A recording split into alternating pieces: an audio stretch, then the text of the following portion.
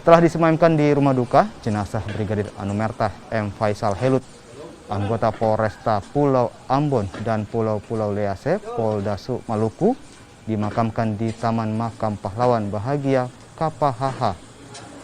Brigadir Anumerta M. Faisal Helut menjadi korban penembakan orang tak dikenal saat mengamankan konflik tapal batas antara Desa Kariu dan Ori Pulau Haruku di Kabupaten Maluku Tengah.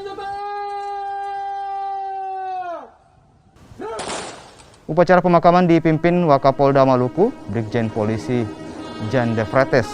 Brigadir M. Faisal Helut yang bertugas di Polsek Pulau Haruku tutup usia pada Selasa 22 Februari 2022 di Rumah Sakit Polri Kramat Jati, Jakarta setelah dirawat selama 28 hari. Saya atas nama keluarga besar Polda Maluku dan bela sungkawa serta teriring doa semoga arwah almarhum Brigadir Polisi Anumerta Muhammad Faisal Helut diterima dan mendapat tempat yang terbaik di sisi Allah SWT, Tuhan Yang Maha Esa. Kepada keluarga yang ditinggalkan senantiasa diberi kesabaran dan ketabahan iman dalam menghadapi ujian ini dan ikhlas melepaskan kepergian jenazah almarhum Brigadir Polisi Anumerta Muhammad Faisal.